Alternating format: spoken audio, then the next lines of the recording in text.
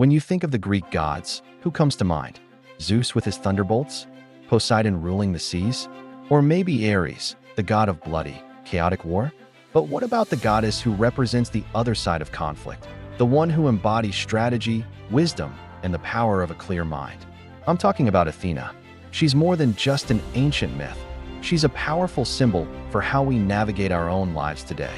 She represents the idea of thinking before you act, of using your mind to master your world. And that's a direct bridge to modern psychology, how we handle our emotions, our reason, and the choices we make every single day. Let's start with her origin story, which is as symbolic as it gets. Athena wasn't born in the usual way.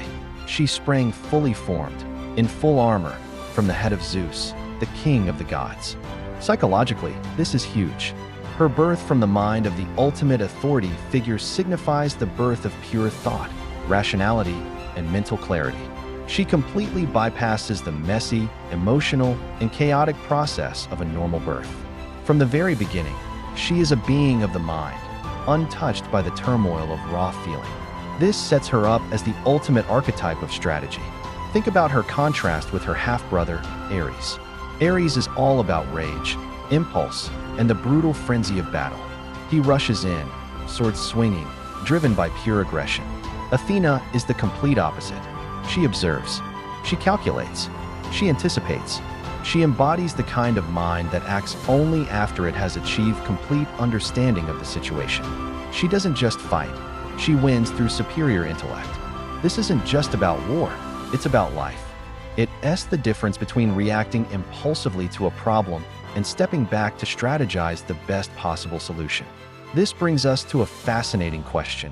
Is Athena a model of emotional intelligence? Or is she just cold? She clearly understands emotions. She sees them in others. She can predict how people will react, and she uses that knowledge to her advantage. But she isn't ruled by them. She keeps her feelings at a distance, observing them rather than experiencing them. Is this the pinnacle of self-control, a form of emotional mastery where you're the pilot of your feelings and not the passenger? Or is it a form of emotional detachment, an inability to truly connect with the heart? It's a fine line. The strategic mind can be an incredible asset, but it can also be a powerful defense mechanism. When we face overwhelming emotional chaos, pain, fear, heartbreak, it's tempting to retreat into the fortress of our own minds. We can use logic as armor. We rationalize, we intellectualize, we analyze our feelings until they become nothing more than data points on a chart. This is rational coldness as a defense. It's a way to avoid feeling vulnerable, a way to protect ourselves from the unpredictable messiness of the human heart. By embodying pure reason, we can create a sense of control in a world that often feels uncontrollable. Athena, in this sense, is the patron goddess of this defense. She also represents a very specific kind of femininity, one that is often rewarded in a world that values traditionally masculine traits. Athena is the non-emotional feminine. She aligns herself with masculine power, with logic, with ambition. She suppresses the parts of herself that might be seen as weak or hysterical, like emotion or intuition, in order to be taken seriously and to hold her own among the male gods. In doing so, she embodies a template for women who feel they must shed their emotional selves to appear strong and competent in professional or public life. She's the ultimate cool girl who's one of the guys. But what is the cost of that performance? Throughout the myths, Athena is the great ally of heroes. She doesn't fight their battles for them, but she guides them. She gives Odysseus the clever idea for the Trojan horse. She helps Perseus defeat Medusa by giving him a polished shield to use as a mirror. She's not the one swinging the sword. She's the voice of reason, the inner advisor. In psychological terms, she is our conscious thought, the part of our mind that can see the bigger picture and devise a plan. She is the strategic counsel we turn to when our impulsive, Ares-like nature threatens to lead us into disaster. She provides the clarity needed to turn a brave warrior into a true hero.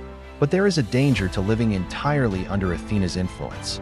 A life dominated by her archetype can become barren and lonely. If you're always in your head, always analyzing and strategizing, you risk losing touch with your heart. Relationships can become transactional, friendships can feel distant, And you might struggle with empathy because you see emotions as problems to be solved rather than experiences to be shared. You might win the argument, but you lose the connection. This is the shadow side of the strategic mind, a world of perfect logic that is devoid of warmth, spontaneity, and genuine human connection. The ancient conflict between Athena and Ares is still playing out inside each of us every day.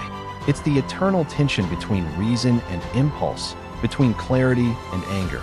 Do you respond to a frustrating email with a carefully worded, strategic reply, or do you fire back with raw frustration? That's Athena versus Ares. The goal isn't for one to destroy the other. A healthy mind needs both. We need the passion and drive of Ares to take action, but we need the wisdom and foresight of Athena to direct that energy effectively. It's about finding the balance. We see this archetype everywhere in modern life. It's in the stoic CEO, the brilliant political strategist, the master chess player. Individuals who are praised for their cool-headedness under pressure. We often mistake this emotional control for maturity or strength. But sometimes, what we perceive as wise detachment is actually a deep-seated fear of emotional intimacy. It's a performance of strength that masks a fragile interior. We celebrate the Athena archetype, but we rarely question what might be lost when we embrace it so fully. So, how do we integrate Athena in a healthy way? It's about creating a dialogue between our strategic mind and our emotional heart. It's recognizing that strategy without humanity is rigid and cruel, but emotion without strategy is chaotic and self-destructive. True wisdom isn't about being cold or detached, it's about being conscious. It's about using your incredible capacity for reason to understand your emotions, not to suppress them. It's about letting your mind serve your heart, and your heart inform your mind. In the end, Athena's greatest lesson is to choose our battles wisely, both the ones we fight with others and the ones we fight within ourselves. True intelligence isn't about having all the answers, it's about asking the right questions. So I'll leave you with one to think about. Do you use your mind to guide your emotions, or do you use it to hide from them? The answer to that question might just reveal which god is really ruling your inner world. Thanks for watching. If this sparked something in you, consider subscribing for more journeys into the psychology of myth. See you next time.